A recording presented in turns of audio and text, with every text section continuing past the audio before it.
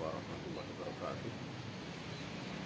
Alhamdulillahilladzi arsala rasulahu bil huda wa dinil haqq liyudhhirahu 'ala dini kullihi wa kafa billahi shahida.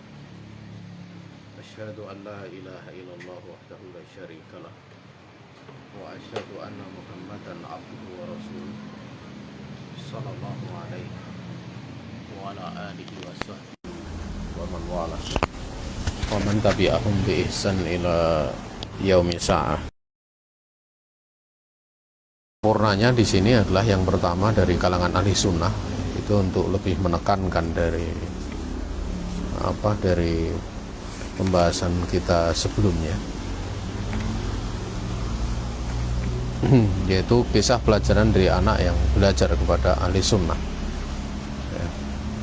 Dan dari kisah-kisah tersebut kita bisa mengetahui ya bagaimana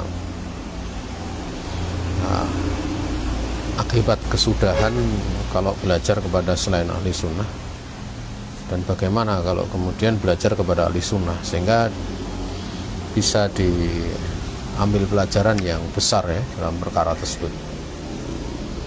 Kalau dari hadis Nabi alaihi salatu wassalam itu jelas ya, bahwa Rasul alaihi salatu wassalam dalam riwayat Al-Imam Ahmad ya, demikian pula Al-Imam Tirmidzi, Al-Imam Abu Daud, beliau mengatakan la tashab illa mu'minan, janganlah kamu bersahabat, bergaul kecuali kepada seorang yang beriman. Dan kita tahu bahwa guru itu tidak sekedar sahabat ya, karena biasanya sahabat satu sama lain itu saling percaya, mempercayai gitu ya, berteman dekat, saling mencintai gitu ya. Adapun guru itu di dalam hal yang dipercaya perkara yang sangat mendasar, yaitu ilmu. Makanya di dalam kitab Al-Jami' fi Ahkam Adabi Sibyan pada pembahasan ini diletakkan pertama ya pada Ta'limus Sibyan inda ahli sunnah wal athar. Karena kalau bersahabat saja Nabi melarang kecuali untuk orang yang beriman, tentunya guru lebih ditekankan lagi, karena kepercayaan murid kepada guru itu pada perkara yang sangat penting, sangat mendasar, sangat besar, yaitu masalah ilmu yang diambil ya. Sementara kalau seorang dia bersahabat dengan yang lain itu biasanya tidak berkait dengan permasalahan yang sampai pada derajat ilmu gitu loh. Artinya pada derajat dia bersahabat karena ilmu itu, tapi lebih luas daripada itu. Seorang dia bisa bersahabat karena di dalam urusan pertemanan belajar gitu kan, tidak sampai pertemanan belajar itu tidak sampai pada ilmu, karena ilmu kaitannya ada gurunya. Kalau sama teman kadang bisa menerima, kadang bisa tidak, tapi dia sahabat gitu, dia sahabat, bergaul satu sama lain, saling percaya, dan kedudukannya jelas beda. Andaikan itu pun karena ilmu pun beda antara seorang sahabat dengan seorang guru. Kepercayaan kepada seorang guru lebih besar ya dalam hal sisi ilmu gitu. Adapun sahabat lebih luas daripada itu, atau tidak hanya karena satu masalah itu saja, tapi lebih ke hal-hal yang lebih luas, lebih umum. Jamaah yang dirahmati Allah Subhanahu wa taala, karena ini menyangkut tentang masalah yang tidak sekedar pertemanan ya, seorang dia berguru, maka di sini disebutkan dalam riwayat Nabi alaihi salatu wasallam, beliau juga menyebutkan ya, di dalam kitab ini disebutkan masalul jalisi sholeh wasu kahamilil misk wa nafikhil qir. Ini dalam hadis yang dikeluarkan oleh Al-Imam Bukhari. Jadi permisalan teman duduk yang soleh ya, dan teman duduk yang jelek itu seperti permisalannya orang yang membawa minyak wangi dengan peniup pandai besi gitu. Artinya seorang kalau dia berada di dekat atau bergaul dengan orang yang membawa minyak wangi itu berbagai macam kemungkinan yang didapat. Pertama, ima dia bisa mendapatkannya entah dengan yang membawa minyak misik itu menjualnya atau memberikan kepadanya, atau kalau dia ada di dekat orang yang bawa minyak wangi misik ya, itu pun dia ikut mendapatkan baunya ya. Makanya kalau orang itu misalnya dekat dengan orang mulia itu kadang sering ketumpangan tenar gitu, ketumpangan tenar. Kalau orang dekat dengan penguasa itu ketumpangan shift, ketumpangan kadang dia punya kedudukan tertentu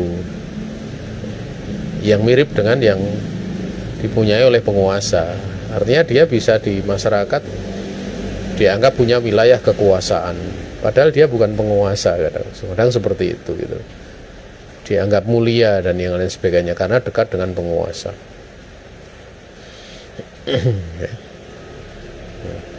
Demikian pula kalau kemudian dia punya teman jelek ya, teman dekat ya, teman duduk yang jelek ya. Dikatakan teman duduk berarti itu tidak sekedar teman biasa ya. Tapi memang dia biasa duduk-duduk ya, biasa bergaul ya, dekat padanya. Itu seperti peniup pandai besi, seperti peniup pandai besi. Dia punya teman peniup pandai besi. Nah, pandai besi itu kadang panasnya bisa kena orang yang ada di dekatnya, bahkan kadang bajunya bisa terbakar. Makanya terkadang dalam permasalahan ini ya, itu ya, seseorang misalnya punya teman itu mencuri, itu terkadang dia yang tidak ikut mencuri bisa kena getahnya, walaupun mungkin waktu ditangkap polisi kemudian dilepas karena tidak itu. Tapi beberapa perkara justru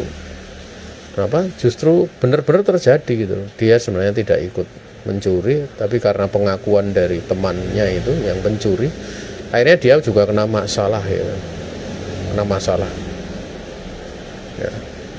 Ini sering terjadi. Makanya Nabi alaihi salatu wassalam menyebutkan seperti itu, masalu jalisi sholeh wasu kahamilil misk wa nafikhil kir ya.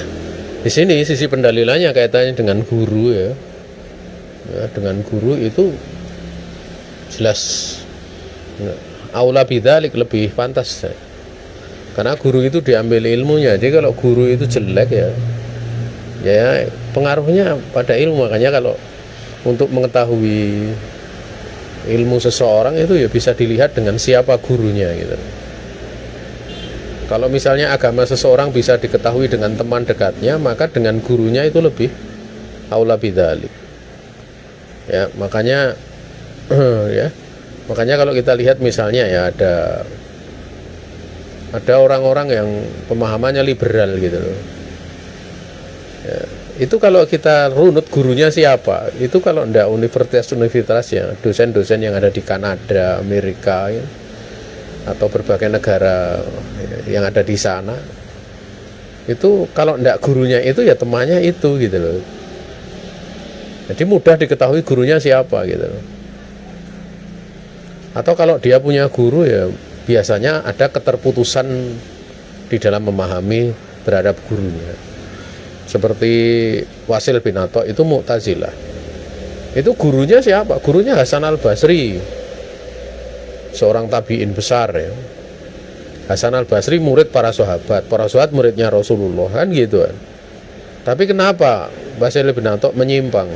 Ternyata pada waktu berguru dengan Hasan al-Basri dia punya pikiran sendiri, nambah-nambahi sendiri yang Hasan al-Basri berlepas diri darinya. Berarti kan ada keterputusan, walaupun dia berguru tapi dalam ilmu dia tidak memahami seperti gurunya gitu. Makanya paling mudah itu dicek itu siapa gurunya. Atau misalnya dia gurunya bagus tetapi kok dia seperti itu gitu. Biasanya ada keterputusan pemahaman. Maka dicari saja pemahamannya apa. Oh, dia punya pemahaman seperti ini, gurunya punya pemahaman enggak gitu.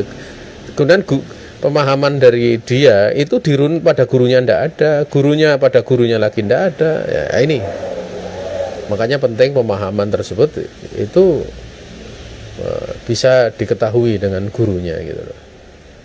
Nah, dan kalau gurunya seorang dia berguru di sebuah lembaga, ini lulusan sekolah ini, lulusan sekolah itu juga bisa dilihat ya dari sisi ranah itu. Kalau memang dia punya pemahaman yang nggak beres, walaupun lulusan, misalnya lulusan universitas apa ya ini gitu yang terkenal, misalnya kayak lulusan dari Madinah, lulusan dari Ummul Qura gitu, tapi kok pemahamannya kayak gini gitu, SMA ya. Oh ternyata dia sebenarnya tidak mengambil dari pemahaman yang ada di universitas itu, tapi dia mengambil dari pemahaman Haroki ini, Haroki itu gitu loh. Oh ternyata ini ada di gerakan ini. Oh ini pemahamannya ternyata mengambil dari ini yang sejak dulu sudah ada. Nah itu bisa diketahui karena berbagai macam penyimpangan yang ada itu sudah tertulis ya, dibahas oleh para ulama sejak zaman dahulu. Dan sifatnya itu di setiap masa itu ya, setiap masa itu muncul gitu, muncul oh bentuknya seperti ini gitu loh. Ya. Termasuk misalnya adanya orang di masa kini ya, biasanya orang-orang yang apa banyak terjun kepada apa ranah-ranah politik gitu. Anak-anak muda yang ingin terjun ngurusi negara gitu. Itu kadang kalau diajak belajar misalnya semacam fikih, belajar masalah ilmu agama gitu, itu kadang keluar kata-kata yang menakjubkan gitu. Menakjubkan bukan dalam arti bagus, tapi arti jelek gitu. Kadang mengatakan, oh itu cocoknya kajian ibu-ibu gitu. Kajian ibu-ibu kita itu butuh lebih daripada sekedar itu gitu. Nah kalau kita runut sebenarnya seperti itu sudah ada sejak dulu gitu. Di zaman Al-Imam Syafi'i ya, kemudian Sufyan Ats-Tsauri itu kan sering membahas seputar masalah, beliau itu kan seorang ulama ya, kadang membahas seputar masalah apa hukum-hukum haid, hukum-hukum nifas ya. Itu biasa orang-orang Mu'tazilah yang mereka berbicara Allah tidak punya sifat, mereka menolak sifat, menetapkan nama gitu. Mereka menggelari ini itu dan yang sebagainya. Itu biasanya ulama-ulama yang banyak membahas tentang ilmu fikih itu dikatakan sebagai ulama yang pembicaranya tidak pernah melampaui celana dalam perempuan. Dikatakan seperti itu, tidak melampaui daripada celana dalam perempuan. Kenapa? Karena pembahasannya haid nifas kayak gitu. Dan memang di masa itu ya, di masa Imam Syafi'i itu untuk meringkas pembahasan fikih seputar masalah haid itu rumit gitu loh, rumit. Beda kalau sekarang kita sudah menerima kesimpulannya. Tapi pada waktu itu karena hadis ini ada yang begini, ada yang begitu, itu kan berbagai macam itu. Apalagi kalau pembahasannya seputar masalah istihadhah itu diterangkan ada seorang ulama itu yang mempelajari sampai benar-benar paham itu 7 tahun gitu. Kalau kita kan tinggal mengambil ringkasan, belajar 15 menit pun selesai karena sudah ada dibahas oleh para ulama sebelumnya. Tapi beliau-beliau yang meneliti itu yang mana kemudian bisa dijadikan fikih kesimpulan kalau ada wanita seperti ini ya, nanti bisa dikembalikan kepada 3 pembagian orang yang kena darah haid kaitannya dengan istihadhah. Itu menjadi mudah. Bahkan sampai saat ini pun walaupun kesimpulannya sudah ada, itu banyak wanita tetap bertanya gitu loh. Yang harusnya sebenarnya karena sudah berabad-abad dulu kan masyhur gitu. Itu pun masih banyak yang bertanya. Pada kami itu pertanyaannya di setiap wanita bertanya masalah itu sebenarnya sudah ada gitu. Tapi mereka tetap bertanya karena kasus setiap wanita itu beda-beda walaupun secara kaidah gitu. Secara kayak kesimpulannya itu bisa tidak akan keluar dari apa yang telah disebutkan oleh para ulama gitu. Nah, itu salah satu contoh. Artinya hal seperti itu dia merendahkan ilmu fikih gitu. Nah, itu kan sebenarnya warisan dari orang-orang Mu'tazilah, orang-orang Jahmiyah gitu. Sejak dulu sudah ada gitu. Makanya kalau kajian materinya misalnya itu greng misalnya apa yang kayak judulnya kayak keren-keren itu ya. Judulnya misalnya apa? Politik Islam di persimpangan jalan itu, Masya Allah banyak orang tertarik ya. Ya, seperti itu pembicaraan itu.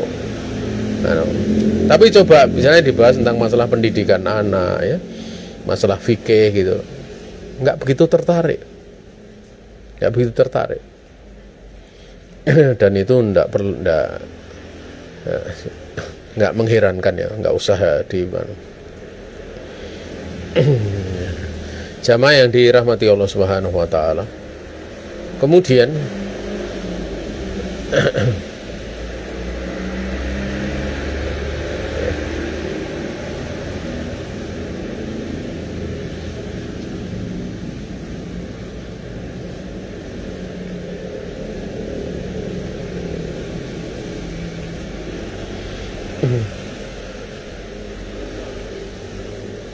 kalau di resume kalian itu langsung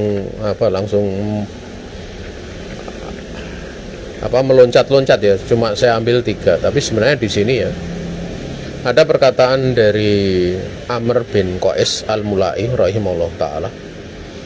Beliau mengatakan idza ra'aita syaba awwala ma yansa'u ma'a ahli sunnah wal jamaah farjuh wa idza ra'aitahu ma'a ahli bidah fa'ayas minhu fa inna syaba ala awwali nasaihi wa qala inna syaba la yansa'u fa inna asaro an yujalisa ahlal ilm kada an yaslama wa in mala ila ghairihim kada an ya'toba. Dalam kitab Al-Ibanatul Kubro Libni Battah berkata Amr bin Qais al-Mulai rahimahullah ta'ala, apabila kamu melihat seorang pemuda yang awal tumbuhnya dia itu bersama dengan ahli sunnah wal jamaah, maka harapkanlah kebaikan untuknya. Namun apabila kamu melihat ya perkembangan dia itu bersama dengan alul bidah, putuslah harapan darinya ya, berputuslah harapan darinya. Kenapa? Karena pemuda itu pemahaman agama itu sesuai dengan awal perkembangannya. Kalau dia berkembang di tengah ahli sunnah ya, dia akan menjadi ahli sunnah. Tapi kalau awal perkembangannya itu sebaliknya, alul bidah, ya dia akan berada di pemahaman alul bidah. Kadang kita prihatin ya, anak-anak SD, anak-anak TK atau anak-anak SMP gitu dikerahkan untuk hal-hal yang jauh dari masa mereka memasuki hal tersebut. Dulu waktu masih ada gerakan-gerakan seperti itu begitu marak itu, pawai apa, anak-anak diikutkan, dikerahkan lewat sekolah-sekolah. Demonstrasi kadang juga diikutkan anak-anak.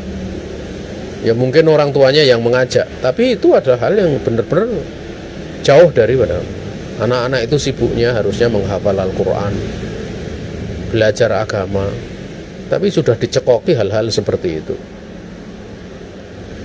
Sudah diajak untuk seperti orang tuanya mengkritik atau demo dan yang lain sebagainya. Itu nyata gitu.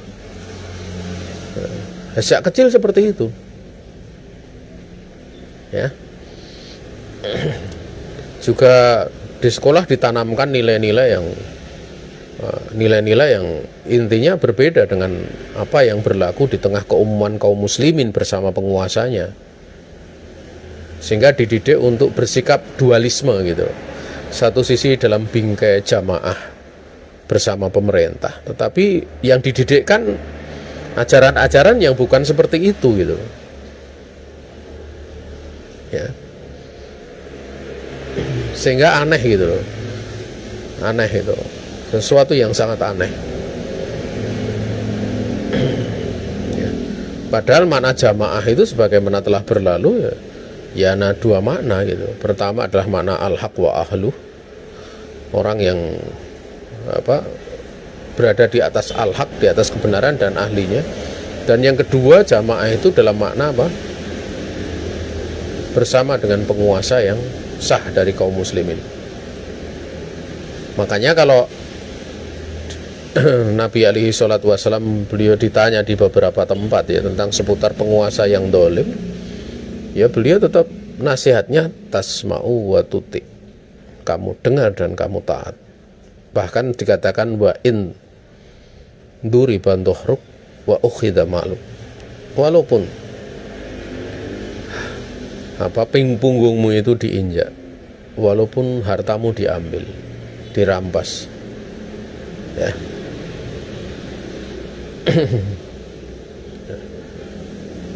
Naam. Jamaah yang dirahmati Allah Subhanahu wa taala, beliau kemudian mengatakan, ya, sungguhnya pemuda itu dia benar-benar akan berkembang, akan menjadi besar dari dia lama-lama akan menjadi dewasa, kan seorang pemuda itu.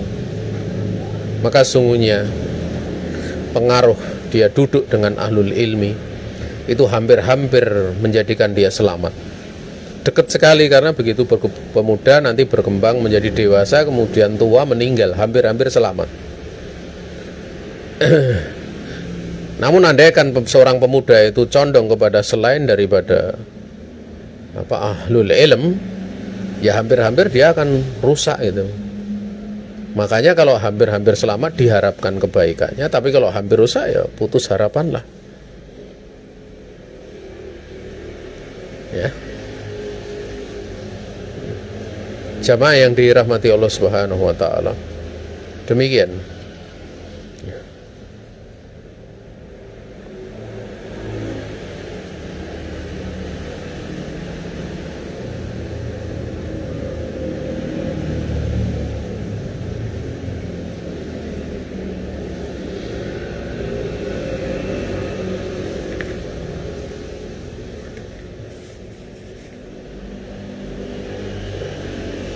Kemudian di resum kalian itu dari Nu'aim bin Hamad ya. Coba saya lihat dari Nu'aim bin Hamad, ini sudah ketemu ini. Qala Nu'aim bin Hamad rahimahullah ta'ala, anna kuntu jahmian, falidzalika araftu kalamahum, falamma talabtul haditha araftu anna amrahum yarji'u ila ta'til. Qala Abu Abdillah Ahmad Ibnu Hambal, kana Nu'aim katiban li Abi Ismah, wa kana Abu Ismah sadidar raddi alal jahmiyah wa ahlil ahwa, wa minhu ta'allama Nu'aim Ibnu Hammad. Subhanallah ya. Ini karena seorang guru ya. Berkata Nu'aim bin Hammad rahimahullah ta'ala, beliau mengatakan, saya dahulu punya pemahaman Jahmiyah. Pemahaman Jahmiyah itu nisbat kepada Jahm bin Safwan namanya. Ini ahlul bidah yang sangat terkenal ya. Jahmiyah ini adalah pemahaman yang mereka menolak seluruh nama dan sifat Allah. Mereka hanya menetapkan nama untuk Allah, hanya lafaz Allah saja. Mereka menolak nama Ar-Rahman, Ar-Rahim, Al-Aziz, dan mereka juga menolak seluruh sifat Allah Subhanahu wa ta'ala. Tatkala Allah mempunyai nama Al-Alim, itu ditolak namanya, demikian pula ditolak sifatnya, itu sifatul ilmi. Sehingga mereka itu seolah-olah, atau mereka itu tatkala menyembah Allah seperti menyembah lafaz yang tidak punya nama dan tidak punya sifat. Artinya kalau dia menyembah lafaz Allah, berarti hakikatnya dia tidak menyembah Allah Subhanahu wa ta'ala. Itu bukan perkara ringan mengatakan bahwa Allah tidak punya nama, Allah tidak punya sifat. Itu bukan perkara ringan. Karena tatkala kemudian seseorang Jahmiyah ini dia beribadah kepada Allah, dia meyakini yang dituju Allah padahal bukan Allah, berarti dia beribadah kepada selain Allah Subhanahu wa ta'ala. Makanya para ulama sampai mengatakan amal Jahmiyah itu laisat min ummati Muhammadin alaihi salatu wassalam. Jahmiyah itu bukan umat Nabi Muhammad alaihi salatu wassalam. Ini bukan perkara ringan itu. Dan dari situlah kemudian tercabangkan ya penyimpangan-penyimpangan yang walaupun tidak sampai pada derajat Jahmiyah, yang nanti akan ada yang menolak menetapkan nama tapi menolak sifat.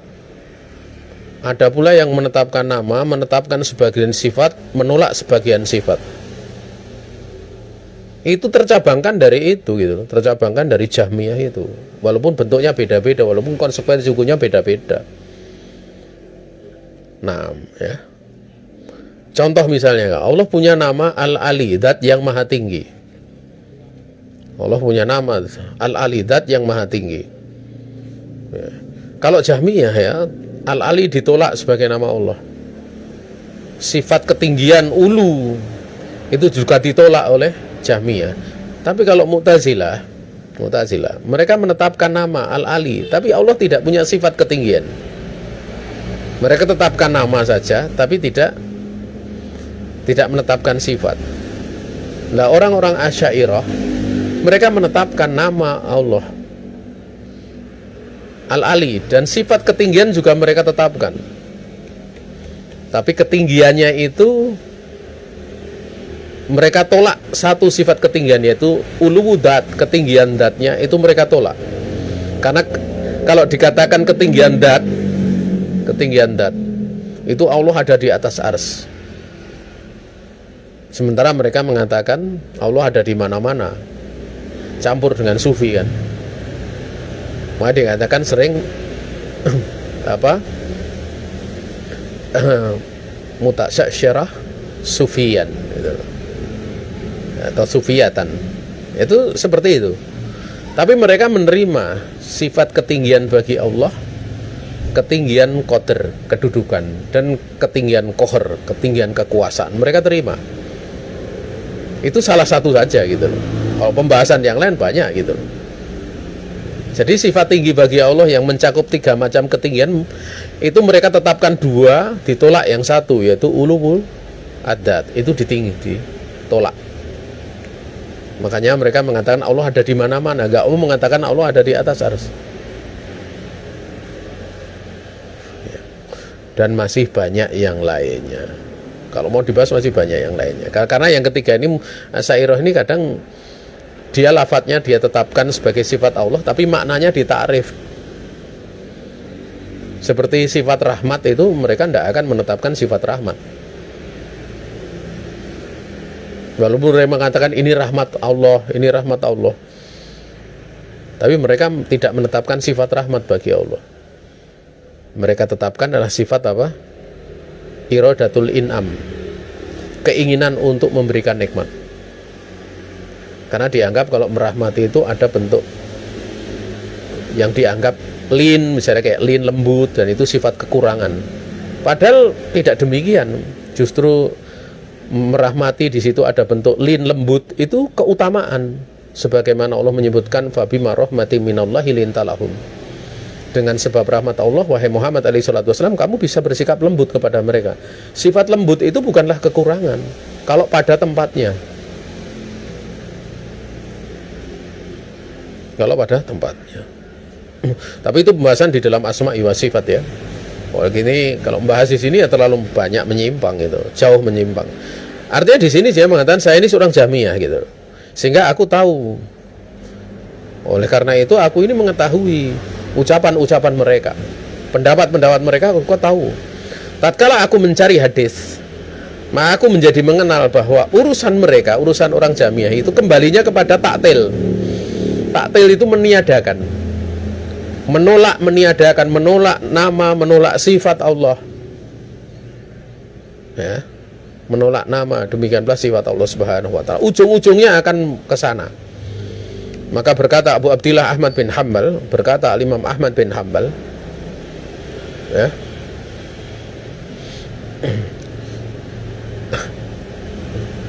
Nu'aim bin Hamad itu dia adalah seorang sekretarisnya Abu Ismah. Dan Abu Ismah itu adalah orang yang sangat keras. Ya, karena Abu Ismah itu sadidar roddi, sangat keras di dalam membantah orang-orang Jahmiyah. Demikian pula ahli lawa. Ya. Maka darinya lah Nu'aim bin Hamad itu belajar hanya dari Abu Ismah ini. Gara-gara dia jadi sekretaris seorang ulama ahli sunnah gitu, itu dia berubah menjadi ahli sunnah. Dan di masa kini itu ada beberapa ulama ya, ulama yang waktu itu diundang di kerajaan Saudi Arabia itu, kemudian bahkan menjadi dosen ya waktu itu. Jadi menjadi dosen. Jadi waktu Syekh bin Baz rahimahullah ta'ala waktu itu mengundang ya beberapa ulama dari negeri-negeri selain Saudi itu ya. Kemudian istilahnya sempat didirikan dengan Universitas Madinah itu, di mana rektornya waktu itu Syekh Abdul Muhsin Al-Abbad itu kan diundang guru ya. Guru itu punya pemahaman yang ada kekurangan itu. Bahkan guru-guru atau syekh-syekh itu sebelum datang ke sana itu sudah dipeseni dari negerinya. Sana negeri Wahabi, negeri Mujassimah gitu. Karena mereka meyakini akidah Asy'ariyah gitu. Jadi peseni seperti itu. Tapi akhirnya berubah. Justru setelah mengajar di sana, bergaul dengan Syekh bin Baz dan yang lainnya, berubah menjadi ahlu sunnah. Tapi itu karena kelas kualitasnya beliau ya, yang keilmuannya luar biasa. Beda kalau kita mendirikan sekolah, ngundang guru macam-macam, malah kita yang kalah gitu loh. Karena keilmuannya nggak seberapa gitu. Ada di satu tempat itu dia mendirikan yayasan, mendirikan sekolahan gitu ya. Tapi dia merekrut gurunya itu guru-guru orang-orang Haroki itu, orang-orang pergerakan yang pemahamannya banyak sekali kritikan ya. Akhirnya ya dia nggak mampu berbuat apa-apa, akhirnya lembaga itu dikuasai oleh mereka, sampai yang mendirikan ini ustadznya ini kemudian dia keluar dari situ, padahal dia yang sebenarnya yang merintis, tapi sampai nggak bisa apa-apa. Ya.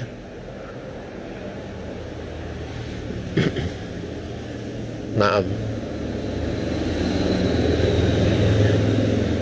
Karena kalau sudah sampai pada taraf praktek itu bisa punya bergening ya, misalnya kayak guru itu dia bisa memprovokasi wali murid, kemudian juga bisa. Kalau dari yayasan itu kan yayasan nggak terjun langsung. Bahkan nanti mereka kajian guru bisa bikin kajian guru sendiri dengan dibikin menurut format-format orang-orang seperti itu ya.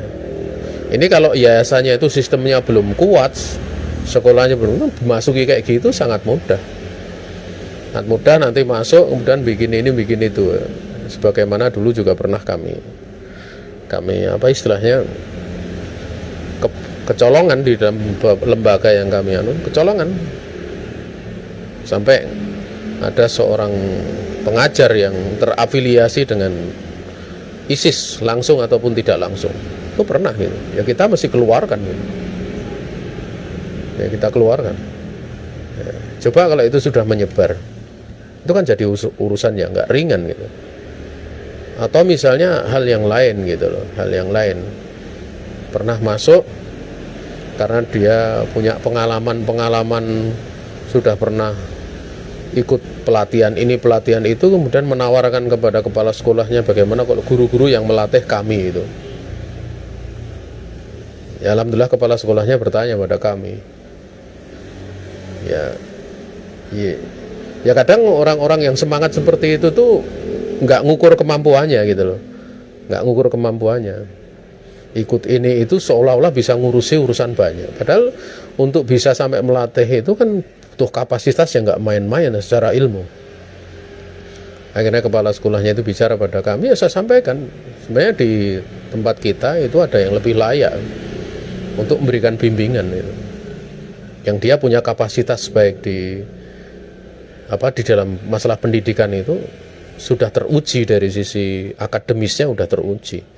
Misalnya ada seorang profesor yang memang dia bidang itu, atau dokter dalam bidang itu, kan itu lebih layak untuk kita undang itu. Dan itu ada di sekitar kita. Kalau kemudian orang ini yang tanpa juntrungannya ingin itu kan jadi itu. Kita kadang heran kalau melihat tahu-tahu menawarkan diri seperti itu. Ya. Dan memang dididik caranya seperti itu gitu.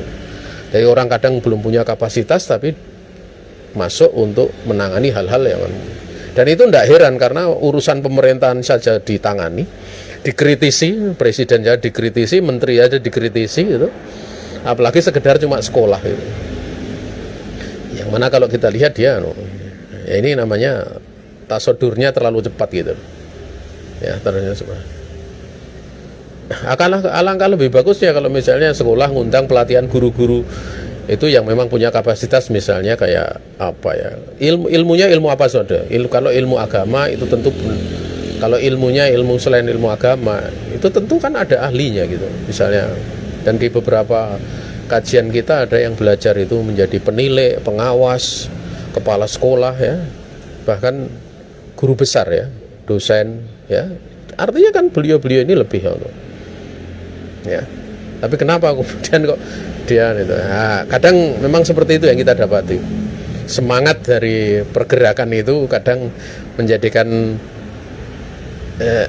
dia berani memasuki hal-hal yang ya, karena semangat ini bagian dari jihad dan yang lain sebagainya. Wallahu ta'ala alam. Sementara jamaah yang dirahmati Allah Subhanahu wa taala, kalau di dalam hal pembahasan seputar ilmu ya, untuk kemudian bisa memasuki hal-hal seperti itu, ilmu agama itu ada syarat-syarat yang mesti diketahui. Nah, ilmu agama itu dia bidangnya apa dulu kan? Ilmu agama kan juga banyak. Ada akidah, ada fikih, ada manhaj, ya. Kemudian ada pembahasan seputar nahwu, shorof dan yang lain. Kan ada sendiri-sendiri gitu. Ya, ada sendiri-sendiri.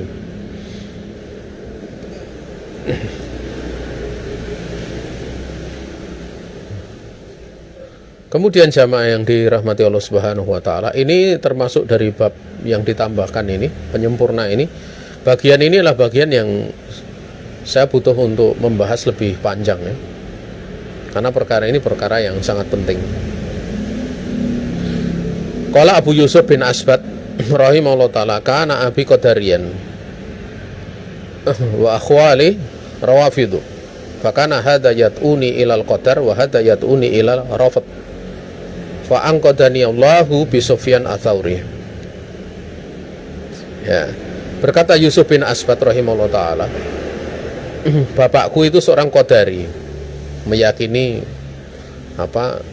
qadari itu dia meyakini bahwa hamba itu menciptakan perbuatannya sendiri. Tidak ada pengaruh dari kehendak Allah di dalamnya. Jadi hamba menciptakan perbuatannya sendiri. Beda kalau jabrun ya, atau jabariyah gitu. Itu justru hamba itu dipaksa di dalam berbuat. Ini qadari gitu. Dan paman-pamanku seorang Rafidah, Syiah Rafidah, yang mengagungkan Ali, ya, yang mencela, mengkafirkan Abu Bakar, Umar dan yang lain sebagainya, Rafidah. Maka yang ini yaitu bapakku itu mengajak aku kepada Qadariyah. Nah, yang ini mengajak kepada apa? Kepada Rafid itu. Maka Allah menyelamatkan diriku dengan sebab Sufyan Ats-Tsauri. Karena Sufyan Ats-Tsauri dia bukan Qadari, bukan pula Rafidi. Dia adalah ahli sunnah. Nah. Kemudian ada pula perkataan dari Abu Ishaq Al-Jubai, bukan Al-Jubai, Al-Jibyani atau Al-Jubyani. Beliau mengatakan, la tu'allimu auladakum ila indar rajulil hasanidin. Ya, fadinus sabi ala dini muallimi. Beliau mengatakan, Abu Ishaq Al-Jibyani ini, janganlah kamu itu mendidikkan, mengajarkan anak-anak kepada kamu itu kecuali kepada laki-laki yang baik agamanya, karena agama anak itu sesuai dengan agama pengajarnya. Ya.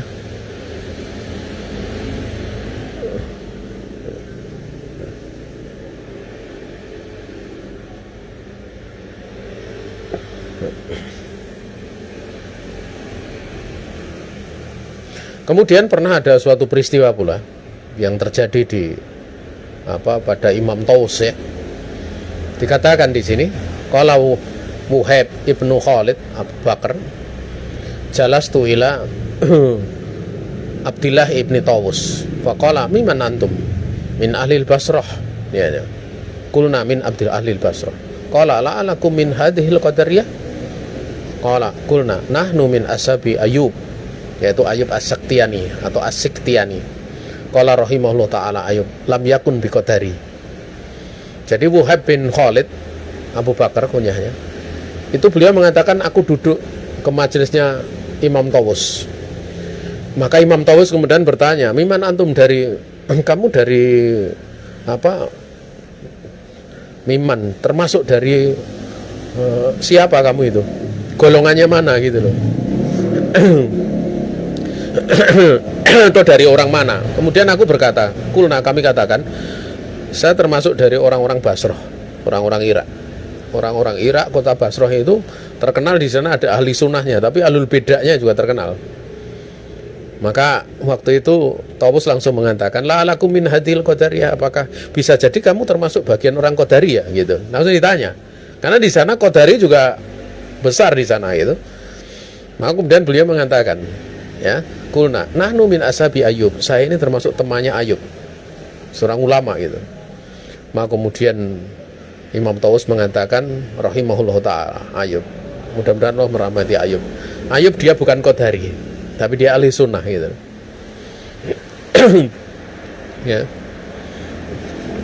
Kalau di masa sekarang ini dua sekte yang terbesar di muka bumi itu yang berbagai macam fitnah itu dari sisi yang terbesar itu ya antara sufi ya, jamaah tabligh itu kan sufi. Yang kedua adalah Ikhwanul Muslimin.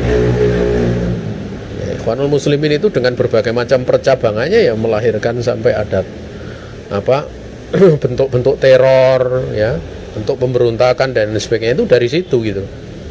Kenapa dikatakan dari situ? Ya karena memang di Ikhwanul Muslimin ini sendiri yang menjadi rujukan kalau enggak kitab Fidilalil Quran atau beberapa prinsip-prinsip yang dipegang oleh pimpinannya gitu.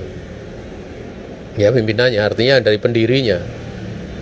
Sehingga di situ memang semacam ada kepemimpinan di dalam kepemimpinan gitu. Jadi kalau Ikhwanul Muslimin itu mesti ada kayak semacam organisasi ini pembimbing dan pembimbing ini seperti sebuah imaroh ya, sebuah kepemimpinan ya, sebuah kepemimpinan. Beda kalau dengan organisasi itu kan enggak yayasan kemudian pengurus ranting, pengurus ini itu bukan imaroh. Dia hanya sekedar ta'awun saja. Kalau ini sampai seperti imaroh, walaupun kalau di umum enggak kelihatan, tapi kalau di istilahnya pertemuan khususnya itu ada sendiri gitu. Pertemuan khususnya itu ada sendiri. Wallahu ta'ala a'lam. Dan taruh kata kemudian nggak mengakui pun, kita cukup melihat kitab rujukannya saja. Karena dalam kitab rujukan itu peristiwa-peristiwa di berbagai negeri sampai terjadi pertumpahan darah umat Islam, antar umat Islam, itu mesti jawaban-jawabannya kami cuma membaca di kitab ini, di kitabnya Sayyid Qutb Fidilalil Quran.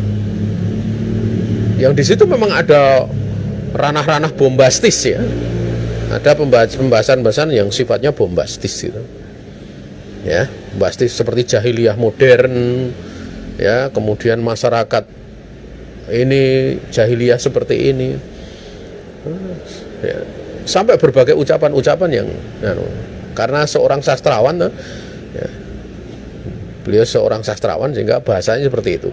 Kalau itu dianggap sebagai pembahasan hukum ya sebenarnya yang namanya pembahasan hukum kan dikembalikan kepada ahli fikih gitu. Ahli fikih itu siapa gitu. Nah ini perlu seorang untuk makanya banyak para pemuda semangat ya. Makanya dahulu tatkala terjadi pertumpahan di sebuah negara itu di Afrika gitu, itu kan pemimpinnya larinya ke Saudi. Ditegur oleh para ulama, kenapa setelah terjadi ini itu sana kemudian kalian lari gitu ke sini, ke Saudi. Apa yang tanggung jawab kalian di mana gitu. Maka mereka hanya mengatakan kami hanya membolak-balik dari kitab itu Fidilalil Quran itu Said Kutub atau dalam kitab yang lainnya. Taruh kata kitab itu, ada kitab-kitab yang lain yang semakna dengan itu yang merupakan karya beliau, karya dia. Kemudian tercabangkan, ya tercabangkan. Wallahu ta'ala a'lam.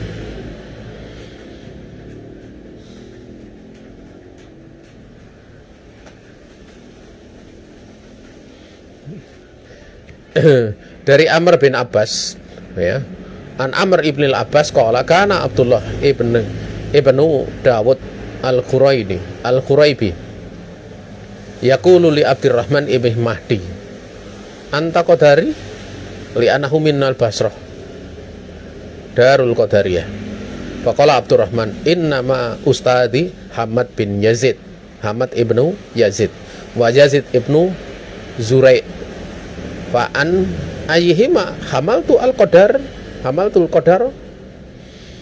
Dari Amr bin Ibn al-Abbas dia berkata, ya, Amr ibn al-Abbas ini dia seorang tabi'in, ya.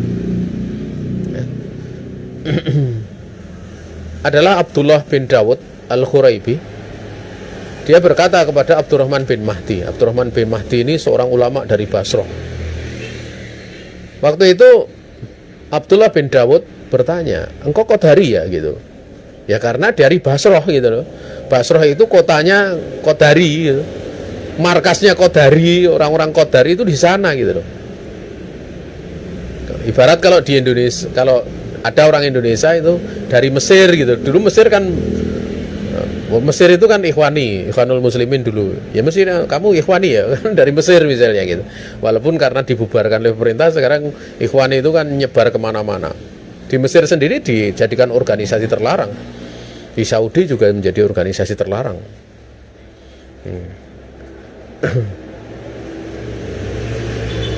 Dan tentunya kalau dari sana mereka tahu sejarahnya gitu loh, tahu sejarahnya karena waktu itu sempat ada dari orang Ikhwani yang menjadi berkuasa sehingga tahu isi dalamnya seperti apa. Maka pertama kali yang diserang ya Ikhwani sendiri gitu. Ya. Nah, jadi dikatakan seperti itu karena Basrah. Kemudian Abdurrahman mengatakan sungguhnya guruku itu Hamad bin Yazid dan juga guruku itu Yazid bin Zurai gitu loh. Guruku itu adalah Hamad bin Yazid dan Yazid bin Zurai, itu dua guruku. Maka dari apakah dari keduanya saya akan membawa pemahaman Qadariyah gitu. Nah, ini menunjukkan bahwa murid itu kan tergantung pada gurunya gitu. Walaupun kadang muridnya nggak ngakui kalau itu gurunya kan gitu. Ya.